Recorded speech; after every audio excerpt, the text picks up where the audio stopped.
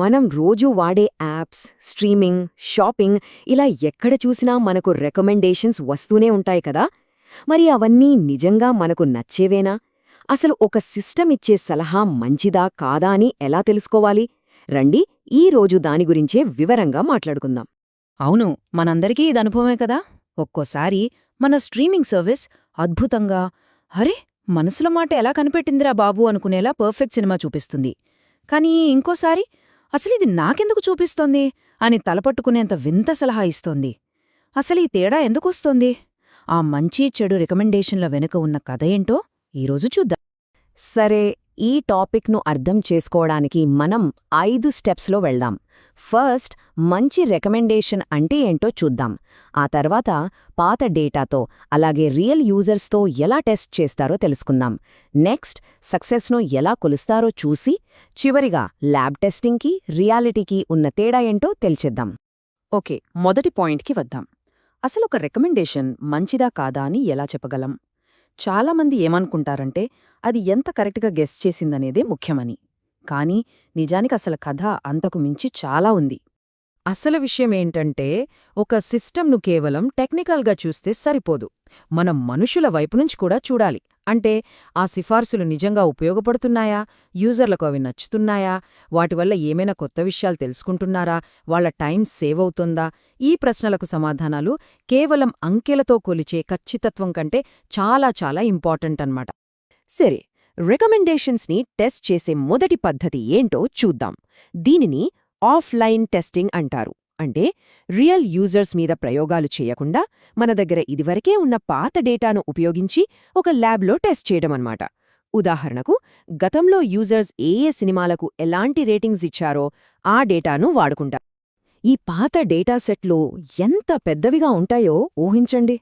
ఉదాహరణకు, ఒకప్పుడు నెట్ఫ్లిక్స్ వాళ్ల దగ్గర ఉన్న డేటాలో దాదాపు 5 లక్షల మంది యూజర్సు 18,000 సినిమాలకు ఏకంగా 10 కోట్ల రేటింగ్స్ ఇచ్చారు. ఇంత భారీ డేటా ఉండటం వల్లే ఈ టెక్నాలజీ ఇంతగా డెవలప్ అయింది. అయితే ఈ పాత డేటాతో ఒక పెద్ద సమస్య ఉంది. టెక్నికల్గా దాన్ని డేటా స్పార్సిటీ అంటారు. సింపుల్గా చెప్పాలంటే, వేల కొద్ది సినిమాలున్నా ఏ ఒక్క యూజర్ కూడా కొన్ని సినిమాలకు మించి రేటింగ్ ఇచ్చి ఉండరు. అంటే మన దగ్గరున్న మ్యాట్రిక్స్లో చాలా వరకు ఖాళీలే ఉంటాయి. సమాచారం చాలా తక్కువగా ఉంటుందన్నమాట. ఈ సమస్య ఎంత పెద్దదంటే, నెట్ఫ్లిక్స్ లాంటి డేటాసెట్స్లో ఏకంగా 99% పైగా ఖాళీలే. అంటే మనకు తెలిసిన సమాచారం కన్నా తెలియనిదే కొన్ని వందల రెట్లు ఎక్కువ. ఈ ఖాళీ శాతాన్ని లెక్కించడానికి ఈ ఫార్ములాను వాడుతుంటారు. రికమెండేషన్స్ ఇచ్చేటప్పుడు సిస్టమ్ కొన్నిసార్లు కరెక్ట్గా గెస్ చేస్తుంది, కొన్నిసార్లు తప్పులు చేస్తుంది. ఉదాహరణకు, సిస్టమ్ చూపించిన సినిమా యూజర్కి నచ్చొచ్చు లేదా నచ్చకపోవచ్చు. అలాగే సిస్టమ్ చూపించని కొన్ని మంచి సినిమాలు కూడా ఉండొచ్చు. ఈ మేట్రిక్స్ ఆ 4 రకాల ఫలితాలనే చూపిస్తుంది. ఇక్కడే ఆఫ్లైన్ టెస్టింగ్లో ఒక పెద్ద ప్రాబ్లం ఉంది. ఒక యూజర్ ఒక సినిమాకి రేటింగ్ ఇవ్వలేదనుకోండి, సిస్టమ్ దాన్ని ఆ సినిమా నచ్చలేదు అని అనుకుంటుంది. కానీ నిజానికి ఆ యూజర్కి ఆ సినిమా గురించి తెలియకపోయి ఉండొచ్చు కదా, లేదంటే చూసే టైం దొరకకపోయి ఉండొచ్చు. దీనివల్ల సిస్టమ్ ఒక మంచి సినిమాను రికమెండ్ చేసినా దాన్ని తప్పుగా లెక్కిస్తుంది. కానీ ఆన్లైన్ టెస్టింగ్లో ఈ సమస్య ఉండదు, ఎందుకంటే మనం యూజర్ రియాక్షన్ను లైవ్గా చూడగలం. సో అదే మన రెండవ పద్ధతి, ఆన్లైన్ టెస్టింగ్. అంటే ల్యాబ్లో కాకుండా నిజమైన యూజర్స్తో లైవ్గా ప్రయోగాలు చేయడం. దీనికోసం ప్రపంచవ్యాప్తంగా వాడే గోల్డ్ స్టాండర్డ్ పద్ధతి ఏబీ టెస్టింగ్. ఇందులో ఏం చేస్తారంటే, యూజర్స్ని ర్యాండమ్గా 2 గ్రూపులుగా విడదీస్తారు.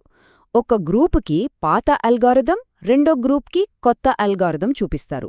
వాళ్ళు ఎలా రెస్పాండ్ అవుతున్నారో గమనించి ఏది బెటర్గా పనిచేస్తుందో చాలా ఖచ్చితంగా తేలుస్తారు.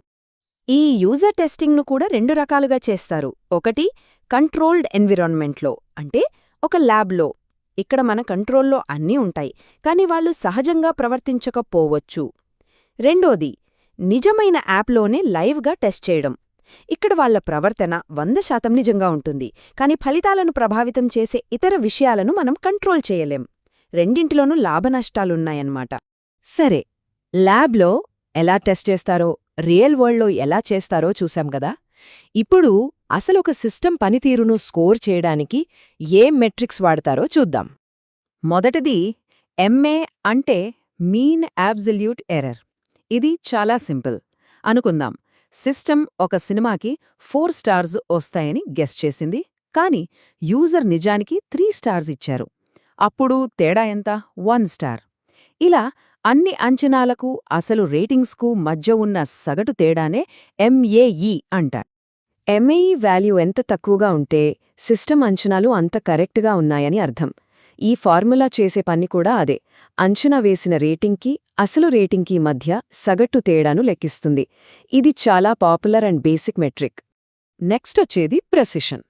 ఇది చాలా ముఖ్యమైనది. ఇది ఒక్కటే ప్రశ్న అడుగుతుంది. సిస్టమ్ రికమెండ్ చేసిన వాటిలో పనికొచ్చేవి ఎన్ని?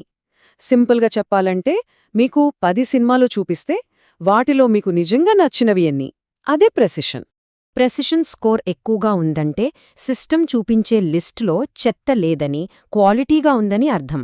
దీని ఫార్ములా కూడా చాలా సింపుల్. మీకు నచ్చిన ఐటమ్స్ని మొత్తం చూపించిన ఐటమ్స్తో భాగిస్తే చాలు. ఇప్పుడు దీనికి జంటగా ఉండే రీకాల్ చూద్దాం. ఇది అడిగే ప్రశ్నేంటంటే, అసలు మీకు నచ్చే మంచి సినిమాలన్నింటినీ సిస్టమ్ పట్టుకోగలుగుతోందా, లేదంటే ఏమైనా మిస్ అవుతోందా? ఉదాహరణకు, మీకు నచ్చేవి ఒక 100 సినిమాలుంటే వాటిలో సిస్టమ్ ఎన్నింటినీ మీకు చూపించగలిగింది. అదే రీకాల్. ఇక్కడే ఒక ఇంట్రెస్టింగ్ ప్రాబ్లం వస్తుంది. ప్రెసిషన్, రీకాల్ అనేవి ఒక త్రాసులో బరువుల్లాంటివి. ఒకటి పెంచాలనుకుంటే రెండోది తగ్గుతుంది.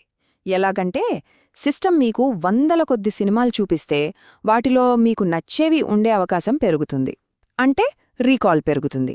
కానీ అదే సమయంలో అనవసరమైన చెత్త కూడా పెరిగిపోయి లిస్ట్ క్వాలిటీ అంటే ప్రెసిషన్ దారుణంగా తగ్గిపోతుంది. సో ఆ రెండింటి మధ్య బ్యాలెన్స్ ముఖ్యం.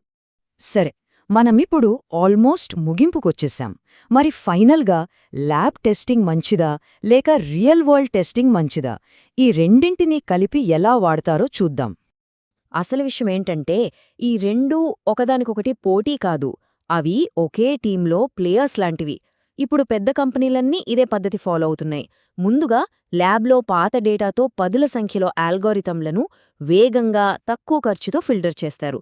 వాటిలో బెస్ట్గా అనిపించిన 1-2 తీసుకుని ఫైనల్గా నిజమైన యూజర్స్తో ఏబీ టెస్టింగ్ చేసి వాటి అసలు సత్తా ఏంటో కొలుస్తారు. కాబట్టి మనం గుర్తుంచుకోవాల్సిన కీలకమైన పాయింట్ ఒకటే. ఒక రికమెండేషన్ సిస్టమ్ని ఎవాల్యుయేట్ చేయడమనేది కేవలం కంప్యూటర్ సైన్స్ మాత్రమే కాదు. అది మనుషుల ప్రవర్తనను, వాళ్ల సంతృప్తిని అర్థం చేసుకోవడానికి సంబంధించిన ఒక సోషల్ సైన్స్ కూడా. ఈ విశ్లేషణను ఒక ఆసక్తికరమైన ప్రశ్నతో ముగిద్దాం. ఒక మంచి రికమెండేషన్ సిస్టమ్ మనకు బాగా పాపులర్ అయినవి, ఆల్రెడీ నచ్చేవే మళ్ళీ చూపిస్తూ ఉండాలా? లేక మనకు తెలియని కొత్త ప్రపంచాన్ని పరిచయం చేస్తూ మన అభిరుచులను, మన ఆలోచనలను విస్తరించాలా? దీని గురించి ఆలోచించండి.